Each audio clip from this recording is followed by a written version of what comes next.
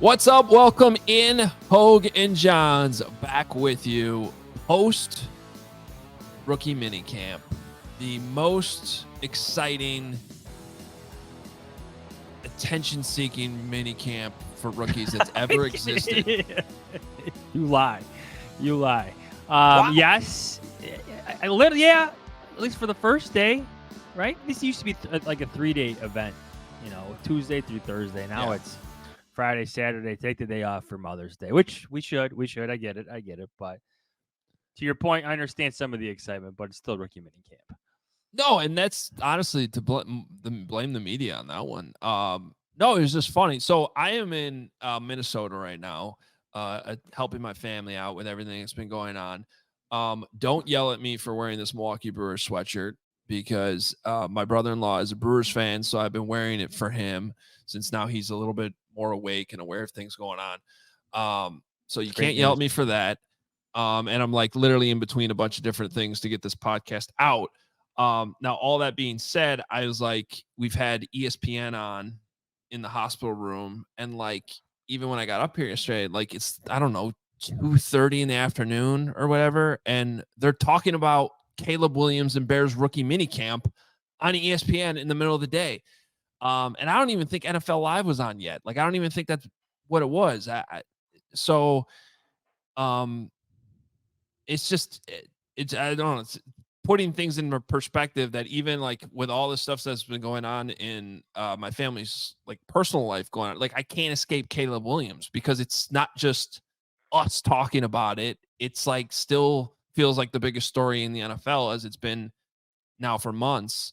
And so the attention on Bears rookie minicamp was deserved. And heck, we were doing live shows on CHGO Friday and Saturday after the practices, but it's just kind of still crazy to think about. I will say this, that I received from text messages from friends, Bears fans, season ticket holders, and colleagues, more text messages from them about one day of minicamp than what could I compare it to? Maybe since the Trubisky Foles matchup in training camp, where people just wanted to know what was going on every single day. Yeah, because that was closed, wasn't? Was that closed? No. Well, yeah, that had the benefit of COVID going on too, so people were just seeking any type of sports content. Yeah. Okay. Possible. So I'm remembering that correctly. Yeah, it was like nonstop. Yeah. What's happening? Who's doing what? Mm-hmm. That was when I had the quarterback meter. Oh, that yeah. You made fun of me for every day. Yeah, but we were right. We had Trubisky winning. Yes. Yeah. In the end. I'm with you. Yes, the meter was correct. Yeah, that was the most accurate meter that's ever existed. And then Matt Nagy broke that meter in Atlanta. Legend has it in the locker room at halftime. He did. He pulled it up on a computer and threw it against the wall. Yes. Nick, you're in. But yeah, like, yes. So the amount of text messages, especially on Friday, like, how does he look? It was just, how does he look? As simple as that. Multiple text messages from different people. How does he look? And I knew what they were talking about. Not Tory Taylor, your guy, but Caleb Williams. And my answer, I know we're going to get to this in a little bit, for all of them was smooth. All of them? Yes, that's it. Every text message I just replied. Smooth. You just wrote back smooth. Smooth. Oh, I thought you were talking about every prospect. I was like, no, okay. No. They wanted to know how Caleb Williams was looking. Okay, I was like, podcast is over. There, everybody looks smooth. We can move on to OTAs. Follow us on Twitter. Go to HoganJahns.com for the merch. We'll talk to you later in the week when the schedule comes out. No, okay, yeah, no, yeah, smooth is a good word. Yeah, it reminded me of Pro Day. I mean, it just reminded me of how easy he makes things look. Like, just not trying to make too much of it, but just the goal balls, like the drills where they're just running down the sideline, and he's throwing goal ball after goal ball after goal ball. Like every other quarterback I've ever seen in the time we've covered this team, even if they were mostly accurate, there'd be one, oh, that one just landed out of bounds. This one landed at the hash. Caleb was just like in a bucket, in a bucket. In fact, I would like to see him do the Andrew Janocko in a bucket drill. Remember that last year when none of the quarterbacks made it, and then Janocko threw one ball at the end of the session and it went right in? Yeah. Like, I'd like to see Caleb do that because I think he would make a lot of them. So from the first day of camp, I shared a 33-second clip of those go balls. He's just warming up, right? It's like a standard pat and throw drill. And poor number 88. Yeah. I'm not going to say his name, but he dropped the ball, and all the comments, the majority of the comments on my post were like, cut number 88. Who's number 88? Get him out of here. Poor guy. I mean, I'm not going to say 88's name either because I can't remember it, and I don't have the roster in front of me right now. But yes, he that broke the streak. But it was still a good ball. Yes, right in the hand. It was still a good ball. So, in terms of how Caleb looks, like, it's just another test that he's passed. I'm much more interested to see. Look, I'm going to bring up one throw that I actually did think was interesting and translates. Because there was one specific time I remember, I think it was Friday's practice. Well, it must have been because Odunze was out there. Where he kind of actually had to scramble a little bit. I mean, mind you, they're to his left. I know what you're talking about. But like nobody was really open to start. He had to extend the play, and he kind of threw that sort of patented Caleb Williams off platform against his body. Strike to who? Number 15, Odunze, who managed to get open on the scramble drill. And that was the one play I felt like from rookie minicamp that I'm like, yeah, I could see that happening week 1. They connected a lot. Number 1 to number 9. These pick selections are 18 to 15, however you want to put it. And I wrote that multiple times through multiple drills. Odunze seemed to get open a lot. Obviously did not practice on Saturday. That's fine, everybody. Do not panic. But yeah, as far as first impressions go, they more than passed the test. Yeah. Now, you wanted to talk about, we might as well talk about it now, since we're going to kind of go through each draft pick here on this episode and what we thought. But since we're on Caleb, I know you wanted to talk a little bit about just this whole process. It's not a waste of time, Adam Hoge. Yeah. And that, number 1, excites me. I know I have that famous soundbite. You don't have the soundboard in front of you, but you know what I'm talking about. Everybody knows what I'm talking about. Yeah.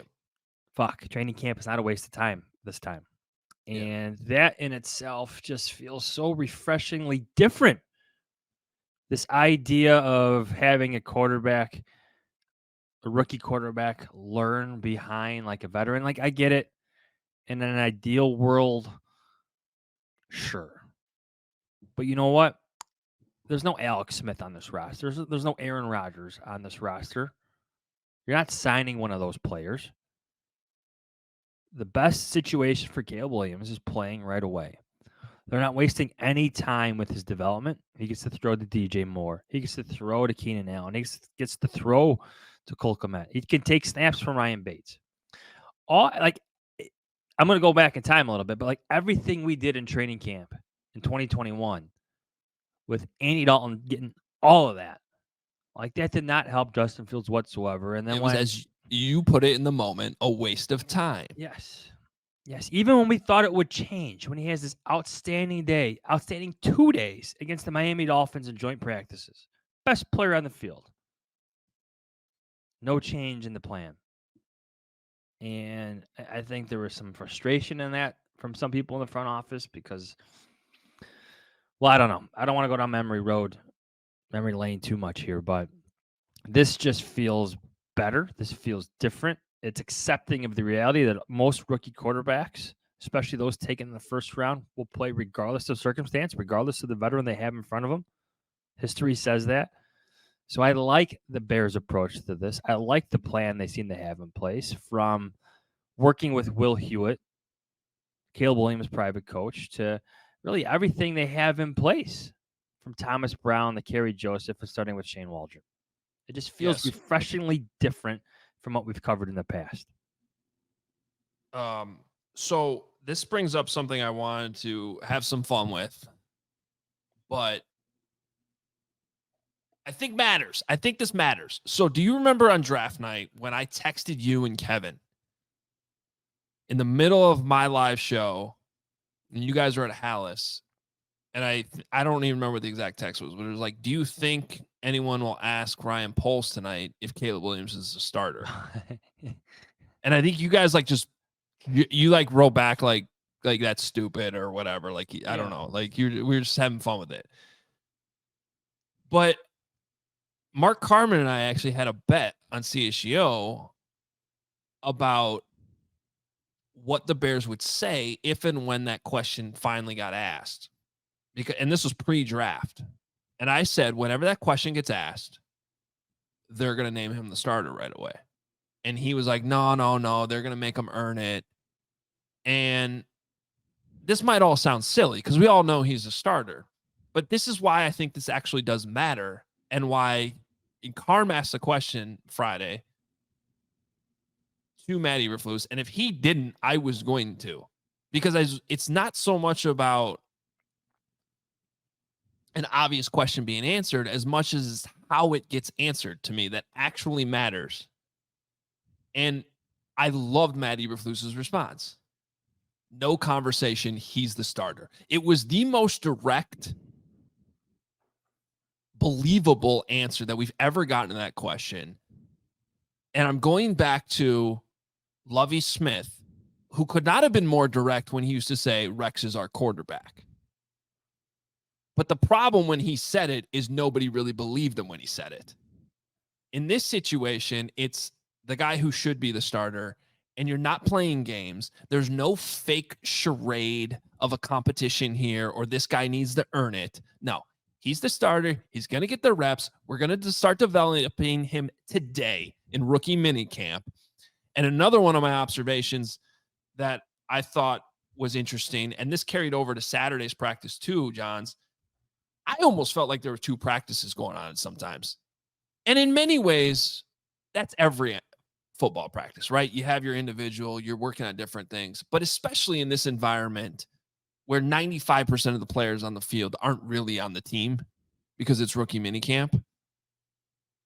I felt like there was the Caleb Williams practice. This is our first opportunity to get our hands on him in our facility on the field. And then there was kind of this tryout going on elsewhere, which in a lot of ways is exactly what was happening over the weekend. Which is what rookie minicamps have become for teams. Yeah. To your point, I appreciate. I hope the locker room appreciates like the lack of BS. There's no baloney in this. Like, why throw word salad out there? There were days in training camp years ago where Justin Fields. Now,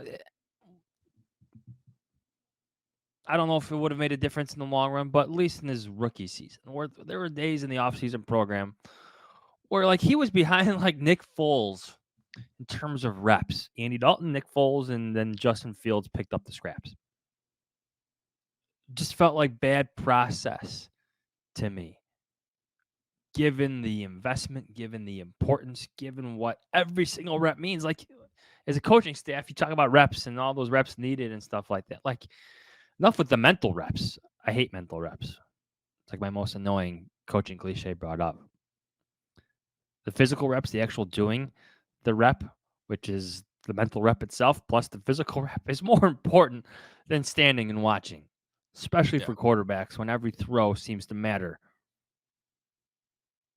I'll give you a comparison up here in Minnesota where I'm at right now. You know what they're talking about? They're talking about who's going to get the starter reps. Is J.J. McCarthy going to sit behind Sam Darnold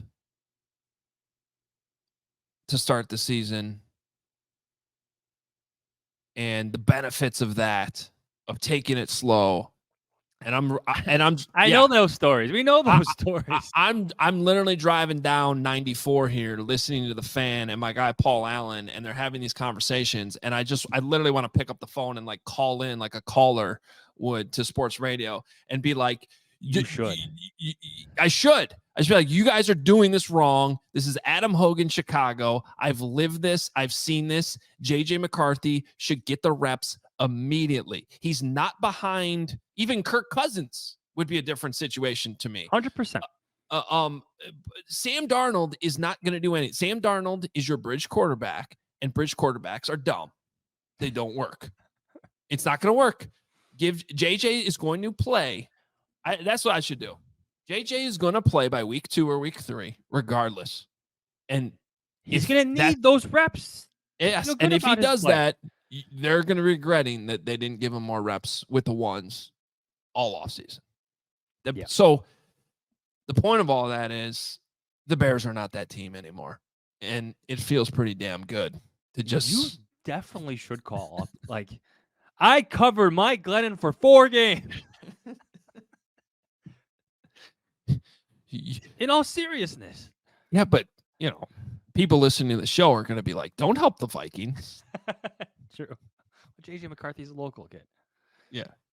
Yeah, we're just helping a Chicago, fellow Chicago Catholic League guy. Yeah, but that's the point, right? If Kirk Cousins is there, I mean, Kirk Cousins is going to play 2 years, and Michael Penix is going to be 27 when he takes over for the Atlanta Falcons. But that's the point. Like, Kirk Cousins is Alex Smith. He is. Sam Darnold is not. He's worse than Andy Dalton. He's in the Mike Glennon spectrum of quarterback here. I don't care about the draft selection, but that's what we're talking about, right? Yeah, 100%. I just... And the Bears, it's refreshing not to have to talk about that. And another way of thinking about this is a way that we don't want to think about this, but I think it's a correct way to think about it. Thumbs up. If this doesn't work out for some reason, it's not going to be because of bad practice or not doing it the right way. It's going to be for a different reason.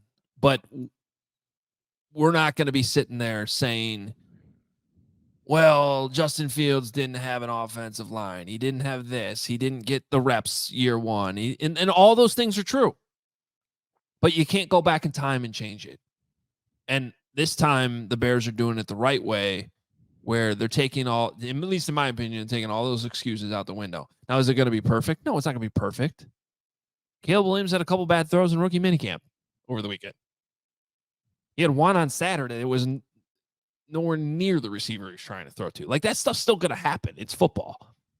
But I think they're just, and everybody knows this, they're putting him in a much better position to succeed. And I just, even from a words PR standpoint, appreciate the lack of BS, as you mentioned it earlier. Like, this is what it is. This is how we're doing it. And let's go to work. Ryan Poles can get annoyed when the past quarterbacks are brought up, but I think he's learned from those stories. Mm-hmm. He knows he doesn't have an Alex Smith here. Sure, he knows how much value Alex Smith had, like how much an effect he had in Patrick Mahomes' career, of course. But he knows there's no Alex Smith here. He knows situations are different. You can learn from previous mistakes, and the Bears have a lot of them. I'm sure he's heard stories at Hallis Hall. I also think Caleb Williams is way far ahead of where Mahomes was getting drafted. Now, let me break down that sentence, because I am no means trying to say that he's going to end up past Patrick Mahomes. I'm just talking about the point of where they were at in their football development, their quarterback development at the time of being drafted. I think Caleb is much more of a plug-and-play type starter at the quarterback position than Mahomes was. And that's not to say, I think we've learned enough about Mahomes that he probably would have been fine if he had to play right away, right? But not only did Mahomes, I think, need a little bit more development, but they also had Alex Smith. So that situation was way different. And the great thing about where Ryan Poles is, he's got the perspective of all 4 of those players we're talking about. 4, 3, whatever we're talking about. He was there in Kansas City. He knew exactly what the Chiefs had at the time. He knew exactly what the process of drafting Mahomes was. He experienced it, and what he can take from that, and what he knew he didn't have in this situation with the Bears. And it's hard to sit here and criticize anything about it. Well, since we're still in the time machine a little bit, I would even say with certainty that he is further along in his development compared to Mitch Trubisky and even Justin Fields. Let's not forget that Justin Fields had that COVID shortened season where Caleb Williams had 3 years of playing, as a starting college quarterback. He's got more reps than any of these guys we're talking about. Yeah. Yes. He meets a lot of the Caleb Williams I'm talking about, meets a lot of the Bill Parcells, the old school Bill Parcells measurements for drafting a quarterback. The only thing I don't think he meets is graduated from college, which I'm sure will happen in time. But that's the only measurement or the old criteria, winning percentage, this many passes thrown, completion percentage, all those markers that Bill Parcells had for drafting a quarterback. Caleb Williams meets all of them except for graduating from college, which I'm sure will do. Yeah, and I wonder if Bill Parcells would even include that anymore because it's changed. Yeah, I think it's a different world, and I'm not really sure it matters all that much. I looked at that more of.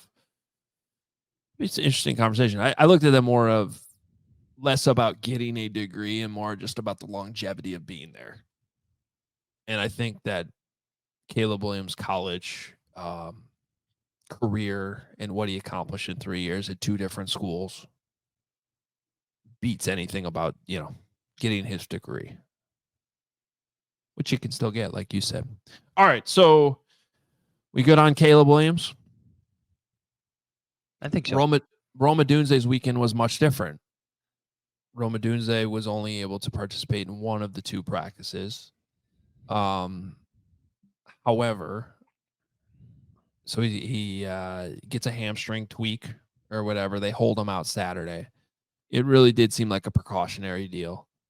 One, he looked great on Friday, I thought. So he passed that initial test. No one, and especially I think in this town, just any type of injury, I think just causes Bears fans to freak out. And again, this goes back to the same type of conversation, past experiences. There's been a lot of trauma in this town with this stuff. I mean, we're just being honest. A little bit. I mean, you hear rookie injury, you're like, oh, they drafted another guy with an injury. Now, this is not that situation. Soft tissue. Now, there are guys that have a history of soft tissue injuries. From what I know about Rome Odunze, those has not been a problem. I also don't think it was anything massive. He was out there jogging through some of the individual. Like, I saw him run a route at one point, jog a route. You're talking about Saturday when he's officially held out. Well, yes, and you could tell he was just like itching to be out there. So, definitely wouldn't worry about it. I'm not worried about it. This is not the Kevin White shin splints thing. We're like, wait a minute. Again, another different era of Bears football where you're just like, oh my God. Yeah. Because here's another tiny point, not to cut you off, that does matter. The Bears came out and they told everyone in the media room before practice that he wasn't going to be out there. There was none of this like, it's the little things, and it does matter. It 100% matters. In the past, to bring up John Fox and the Kevin White thing, and even beyond John Fox, even to more recent times, we would go out there and we'd be like, wait a minute, number 15 is not practicing. What's going on? And then, the head coach wasn't available on Saturday. And so now we got, Tory Taylor trying to answer a question about why Rome Odunze wasn't at practice. This is the type of stuff. No, but this really does matter. Like, and that maybe everybody's sitting there like, well, maybe they go into today. Maybe today we're still doing a podcast. We don't know why Rome Odunze didn't practice, and everybody's freaking out. And instead, kind of to the point that we were just talking about with Caleb. No, Caleb's a starter. There's no conversation. The Bears said, look, he's got a hamstring tweak. He's not going to be out there. Not a big deal. Much different conversation. Mm-hmm. Done. As simple as that. And Communication. you know, We're all in the communication business. and their chances of winning in week 1 are the exact same. Has not changed. As far as his first practice that I've seen live, I look good. I like that he was like the first in line for every single drill. I don't know why that matters to me in this moment. I mean, he won't become the offseason program. Again, DJ Moore, Keenan Allen in front of him, but the Bears have themselves a really good wide receiver, I think. Just in terms of like the initial eye test on things where you, as scouts like to say, you size him up, right? As soon as you see him on the sideline. And he is impressive. He's fast. He's got good feet. He looks smooth. I was about too. to say He same looks word, smooth. Yeah. So I'm excited to see him against Jalen Johnson, against Tyreek Stevenson, against Kyler Gordon. I want to see those one-on-ones. I want to see those 7-on-7 drills. Because as Eric Washington said over the weekend, we believe we have one of the best, back sevens in the league, right? And I agree with him. The Bears are that good in the secondary. They're young too, with the potential to get better. I'm looking forward to some of those matchups in training camp. Yeah. John Hoke offseason program. John Hoke gave a much different answer, by the way. What did he say? I think Carm brought up Eric Washington said he was the best back 7. I only coached the cornerbacks. And then Carm goes, well, what about best 4 then? And he was like, we'll see. It's fine. It's coach speak. Yeah. Oh, yeah. 100%. And then I think I looked at the roster, and I don't think John Hoke was coaching a single player in his position group that was signed to a contract. Now, they ended up signing 1 or 2 of those guys, I think, after rookie minicamp was over. But compared to last year when he had Tyreek Stevenson and a couple other guys, right? Like blanking all of a sudden. Terrell Smith. Yeah, and Terrell Smith. Yeah, exactly. Both of who played a lot last season. This was a much different rookie minicamp for that position group. So Rome Odunze, I still love the pick. Nothing changes there. And now we got an open OTA in I think 12 days from now. If he's not practicing then, we'll have a different conversation maybe, but I'm not worried about it right now. Next guy, Kiran Amegadjie, offensive tackle from Yale. Now, this to me is a little bit of a different injury conversation. Because, and I'll defer to you a little bit here because I was not at Hal's Hall draft weekend and I had a lot of stuff going on. So I'd be lying to you if I told you, right, even to this day, I heard every single word that came out of Hal's that weekend. I heard most of it. Now I sound like Mark Trestman. I heard a lot of that, but I didn't hear any of it. Sorry for spending so much time in the time machine on this podcast. Yeah. The years of experience are just speaking to you. Yeah.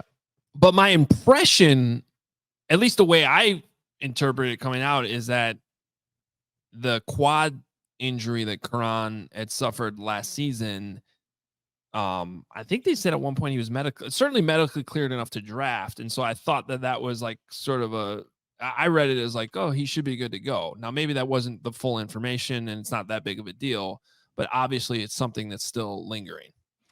I don't mind them slow playing the situation. It's not like he was sitting in a chair the whole time and watching practice. He had his helmet. He was fully, not suited up, but in the practice attire.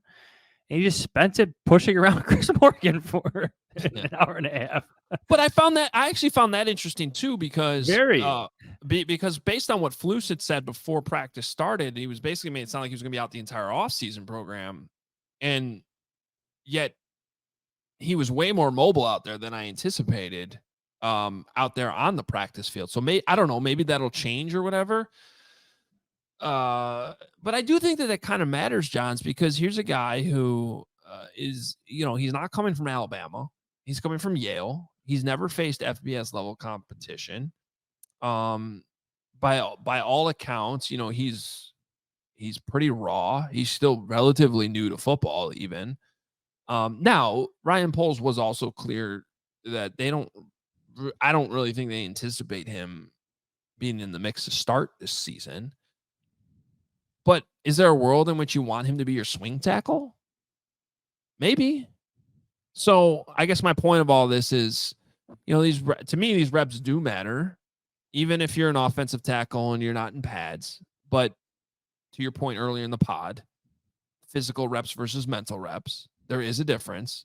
Even if you don't have your pads on, even if you're just going through all the installs and you're at least getting out there to run through the plays, and maybe he'll still be able to do walkthroughs. And if hopefully that's the case, and that'll still matter. Still, I guess my overall point is a little bit of a different vibe for me with this draft pick, and that it's not quite as clean, or I guess the word of this podcast has been smooth, not quite as smooth of a start for Kiran Amegadjie as some of these other guys. Bumpy, A little bumpy, a little bumpy, choppy. a little choppy. So he had surgery in October on his quad. That quad injury resulted in him playing only in 2 or 3 games in his final collegiate year. Obviously, the Bears saw enough. I still think he earned all conference honors despite only playing in a few games. I did find it notable that it was the Bears offensive line assistant coaches running the entire set of individual drills on Friday, while Chris Morgan literally walked Amegadjie through different handwork and explained certain things that they were going through, different techniques. They were together the entire practice, at least that I was noting in that moment as I was trying to watch everything. And number 3, to go back to what was said on draft night, swing tackle is definitely on the table. Ryan Poles said that himself. Now, whether or not he gets there remains to be seen. The Bears still have Larry Borum. They signed Matt Pryor. So the Bears are deeper than they have been, even at the swing tackle position compared to years past. So that's definitely a positive. But I think this is a player that will eventually push for playing time somewhere. I don't know if it's going to be some time his rookie year, but down the line for sure. All right, let's get to the last 2 draft picks. Tory Taylor, punter. Oh, take the floor, my friend. Iowa, 4th round, greatest draft pick in the history of the franchise. Honestly, and he admitted, a little tease for everyone. We had a chance to talk to Tory Taylor on CHGO. So we got kind of an extended conversation with him coming out today. So today's Tuesday as we're recording this. I think that'll be actually check out the podcast, check out the video if you want. Tory is going to be, I can already tell, a great interview for us. I think he's going to be a fan favorite. I think the Australian accent helps. Just being honest, people like Australian accents. You don't get that a lot in football. Now, do we think it's just funny, or do we think it's cool? A little bit of both. I think it's just cool. I don't think it's funny. He was just talking about a good day, mate, is kind of. Well, he was telling him about some advice his dad gave him when he made the leap to go to Iowa. And his dad was like, you don't want to be some guy just sitting there in a pub with regrets. But he said pub. I'm like, yeah, pub, not bar. Pub. It's just little stuff like that. Makes it. I don't know. I like drinking a Foster's. Remember those big cans of beer? Foster's. Australian for beer. It is a cool accent. Yeah, 100%. Hanging out with some kangaroos and shit, kicking footballs. I don't know. Anyway, go check out that interview. Hanging out with kangaroos and kicking balls and shit. Sounds like an obvious shirt. I need to go to Australia. There you go. That is an obvious shirt. Obviousshirts.com. Maybe we'll have that one up on Hoge Jahns by the end of the show. HogeJahns.com. Anyway, he admitted he was nervous at the start of Friday's practice. He had a couple bad punts. There were a couple of bad punts in there. Now he definitely recovered, and I don't, again, zero concern there whatsoever. It was interesting hearing him talk to us though on CHGO, because he was talking about how he didn't start punting until 2019, 5 years ago. And by 2020, he's making the leap to go to Iowa. He's literally quarantined in Australia in a hotel when the Big Ten cancels the season. And he's like, well, what do I do now? I've been stuck in a 2-week quarantine. Do I stay here? Do I go home? So he ends up still going. And that first year is just disjointed. He's used to kicking a bigger Australian football. He talked about that on Saturday with us at House Hall, that the ball, the American football is smaller. It's harder to kick because there's a smaller sweet spot. And here he is. He has an unbelievable college career. And he was talking to us about how in his pre-draft training, the same like Australian kick coach he had, punting coach, came to work with him in California and was giving him all this other advice. And he's like, I honestly felt like I got better just pre-draft than I did in college. And I'm like, wow, if that's remotely true, look out. I mean, and just seeing him when he gets a hold of, this is getting way too in the weeds with punting, but like good, long, deep punts literally spiral through the air like a pass. And there's rotations on it. And I was just watching some of those on even Friday after a couple of the bad punts he had. And like, yeah, when he gets a hold of that thing it looks like a Caleb Williams moonball. So yeah, it's exciting. I don't know, from the punting side of things, it's exciting to me.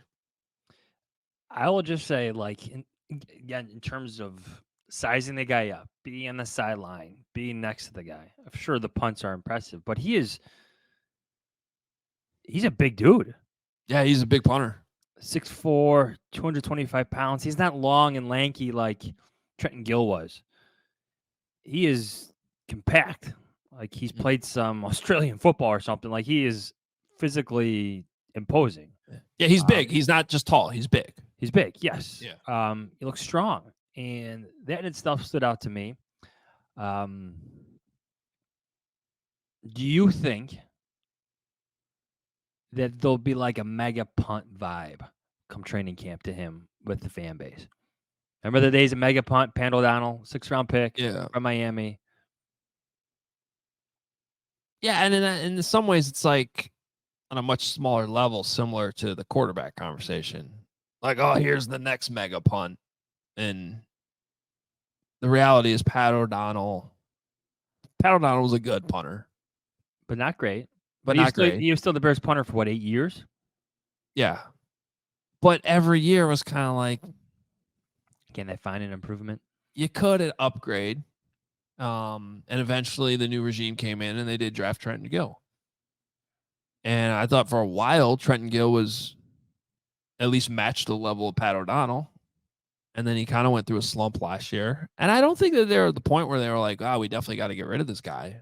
But when they were sitting there in the 4th round and Tory Taylor was there, it was clearly something they felt passionate about upgrading.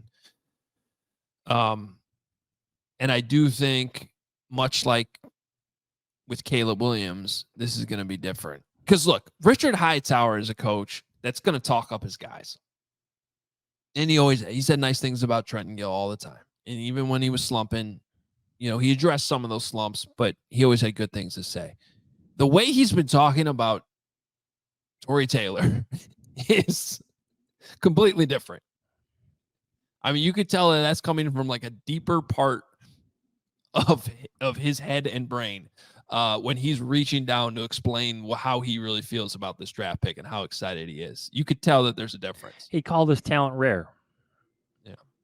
And I don't know. Like, I just think I put this in my column today where my annual look, trying to define short-term and long-term expectations for members of the draft class of each respective year. And like when you have a good punter, when a team finds a good punter, again, to the Pat O'Donnell example, teams retain them for a lot of years. Pat O'Donnell was here for 8 years. Mitch Wishnowsky, who Tory Taylor is often compared to, is going into his 6th season with the 49ers.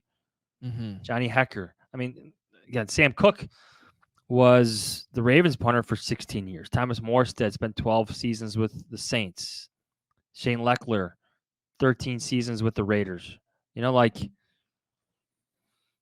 if you have a good punter, he's usually your good punter for a long time. Let me go back to Mitch Wisnowski for a second.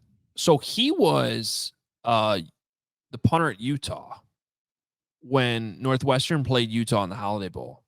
And, because there's more lead up to the bowl games. You have a little bit more time to kind of go into and you're not playing a Big Ten team that you're kind of used to seeing more. You do a little bit more of a deeper dive into, the roster and things like that. And I'll never forget leading up to that game, like how much Pat Fitzgerald and the Northwestern coaches were like, nah, this punter's different. Like, we got a game plan for this guy. He's on a different level. We get to San Diego and Kyle Whittingham's having the same conversations on his side. And then you see it in the game and you're like, yeah, okay, that's just a different level player. And then, I don't really remember exactly where he got drafted, but Fourth round. Yeah. So the point is, like, I think there are similarities there in just the talent level, and sort of the hype of him coming in. All right. Austin Booker, who I found to be one of the more interesting storylines of the weekend as well. Did you have any first impressions with Austin Booker? Looks the part. Yeah. Does that make sense? Sure, there will be some growth and some body changes that happen. He's young. He's a young player. Doesn't have a lot of college experience, but like, weren't his legs a topic of conversation? Didn't you ask about his legs? I was wondering if you're. I was trying to set you up there. Yeah. I spent most of that Eric Washington press conference trying to figure out how to answer that question or how to ask that question. Without becoming a soundbite. Look, I know. Yeah, I'm okay with my reputation, like, especially with these rookies. I'm sizing them up just like you said the scouts do, and I'm looking, for little things to key in on that are interesting. And I just couldn't help but notice Friday, like, his waist is up where like my chest is, and I'm a pretty tall guy. Like, he's like, as Nick said, he's Nicholas Moriano right there on the practice field was like, he's all legs. And I started thinking about this because I never shy away from the fact that, like, line of scrimmage play isn't necessarily my strength and knowing every detail. But I was immediately thinking, like, I wonder what that means for, like, getting leverage. I feel like my first impression was like, I feel like that would hurt you a little bit. Having such long legs, like trying to get your pad level low enough. Or they provide more power. Yeah. So anyway, I found a way to ask that question awkwardly to Eric Washington. You quoted ZZ Top's famous song about legs. I didn't. I should. Do you know it? He's got legs and he knows how to use them. Oh, we're so stupid. Anyway, it is something to watch. Especially because this is a guy, and we had this conversation later with Austin Booker himself. He played primarily in 2-point stance at both Minnesota and Kansas, but he seems to think, and I do believe him when he says this, that, getting down in that 3-point stance actually helps him keep his pad level low. So it'll be interesting to watch. I will say this, though, that the Senior Bowl I brought up a few times, like that practice session, like he had his hand on the ground during that session. And I wanted to bring that up. Yeah. It was kicking ass. So I can see why the Bears were like, yeah, we don't really think that this is going to be a problem. And Eric Washington said that, his legs should allow him to change direction and, have some of those counters that you absolutely need as a hand in the dirt 4-3 defensive end. He was kicking ass against a prospect, an offensive line prospect that was taken in the first round by the Green Bay Packers. That's right, Jordan Morgan.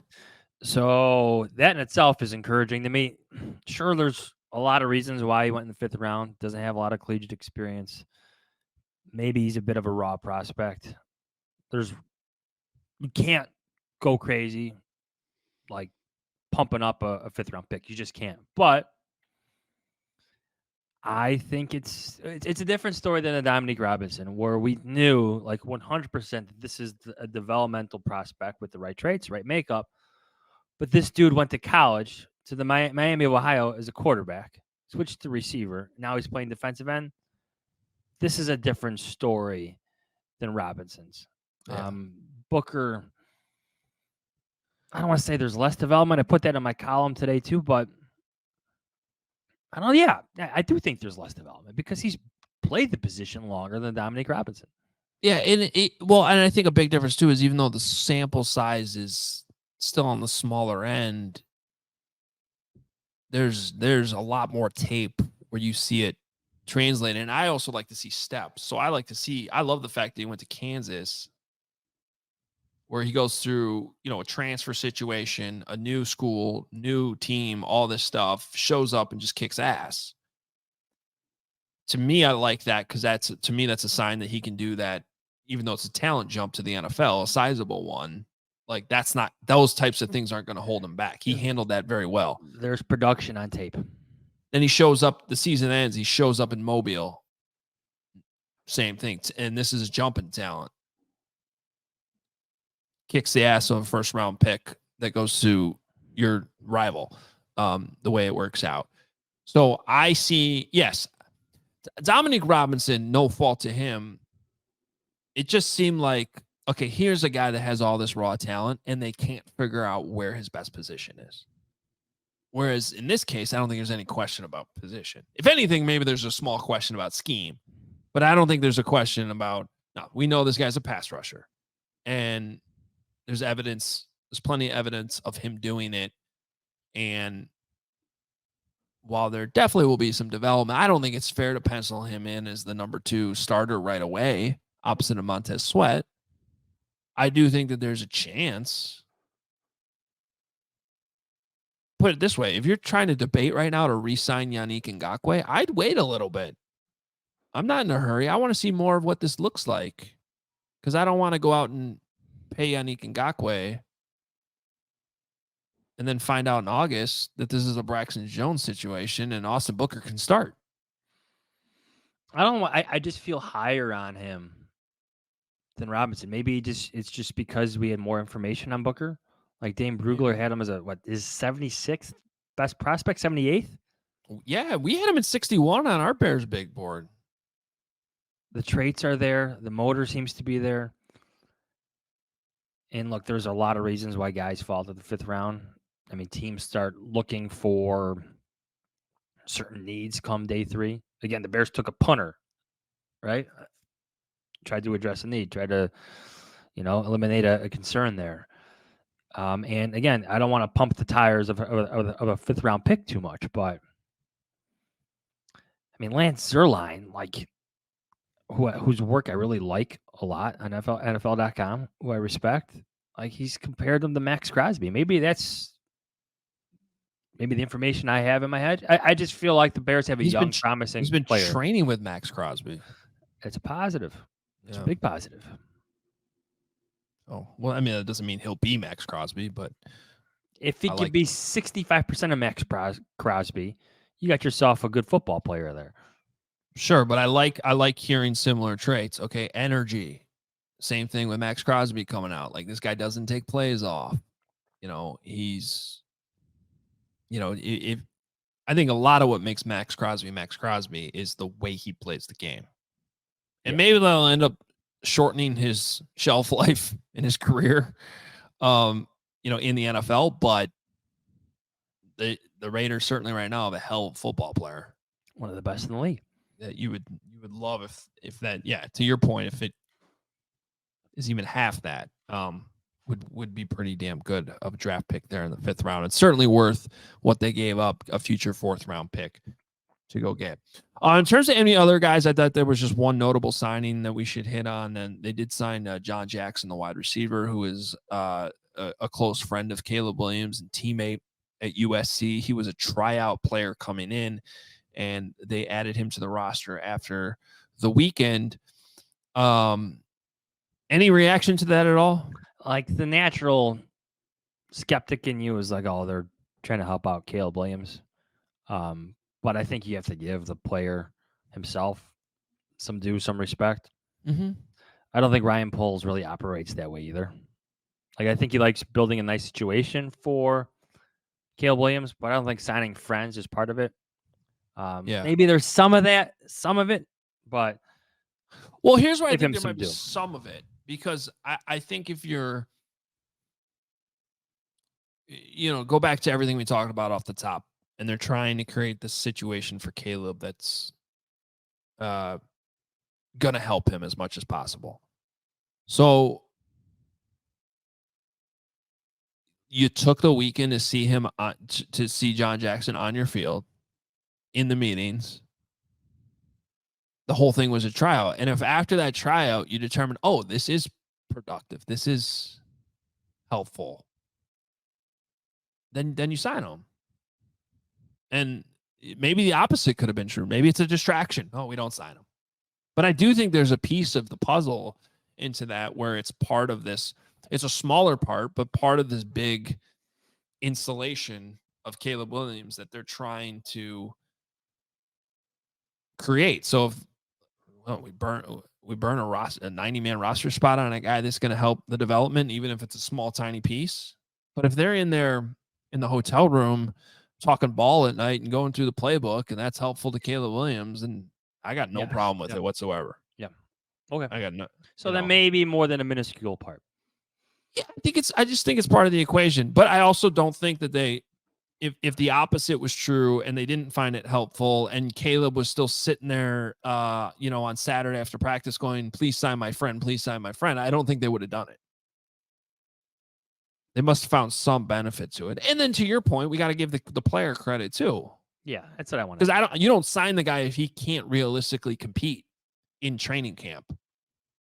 And we've seen this before. Remember Kevin Fishbane's buddy? What was Khalil Mack's brother's name again? Ladarius Mack. Best friends of Kevin Fishbane. He loved him. He'll never live that down. Yeah. Kent said Vontae Mack. That was defensive back. No. Oh, no, you're thinking of Vontae Davis. Vontae Davis? Vontae Mack is the guy from draft day. The pass rusher from Ohio State. Vontae Mack, no matter what. No, that was a different Mack. Ladarius Mack was a real human who was brothers of Khalil, who realistically didn't have a shot on the roster, but they kept him around. He was even on the practice squad for a while, right? He was. Yeah. So Vontae Mack, linebacker, Ohio State in the movie, right? Edge rusher. Yeah. Edge rusher. Yeah. Outside linebacker. Pass rusher. Edge. Pass rusher. Edge. Yeah. Good player. Vontae Mack. No matter what. All right. Fun show, post-rookie minicamp. We'll be back later in the week. There's a schedule coming out. As we sit right now, they've announced most of the week 1 prime window games. I think the only one left for the Bears, if they're going to be in a nationally televised window in week 1, is the Sunday Night Football game. In Detroit? Wouldn't you want that at Soldier Field? Detroit. No, I'm just saying, like, if you're the network, Caleb Williams at home in front of the Soldier Field crowd instead of I don't know. Maybe it doesn't matter. I think Caleb Williams is going to be a draw no matter what. Yeah, I think so too. But what I'm saying is, I'm pretty sure if they're not on Sunday Night Football, they're either going to be in the noon window or they're going to be in the late afternoon window where they're not the prime game, because I'm pretty sure CBS already announced that the Browns Cowboys is that 3:25 late afternoon game. And then Jets 49ers Monday Night Football. They're putting Aaron Rodgers back on Monday Night Football to start the year. Hopefully it goes better this time for him. The highlight of his Jets career right now is running out into the field with the American flag. With the flag. America. So we'll see. Yeah, I think Bears Lions makes a lot of sense for Sunday Night Football. Some people thought it would be Bears 49ers, but obviously that's not the case because the Jets are going there. Regardless, when the schedule comes out, I think we'll be back Thursday is the plan with an episode to break it all down for you. And that'll be a lot of fun. We already know the opponents. I like the schedule coming out. We can plan our lives, if for nothing else. That's always good. And we'll be back breaking all that down for you. Make sure you're following us on Twitter at Adam Hoge, at Adam Johns, Reed Johnsy in The Athletic. TheAthletic.com/Hogan Johns is where you go to subscribe. You can find me on CHGO every day at noon and also allchgo.com. HoganJohns.com is where you get all the merch, including that awesome, sweet quarter zip Johnsy's wearing. Perfect this time of year. We also got golf polos, all types of t-shirts and hoodies, hats. Get geared up for summer. HoganJohns.com. We'll talk to you later in the week. See ya.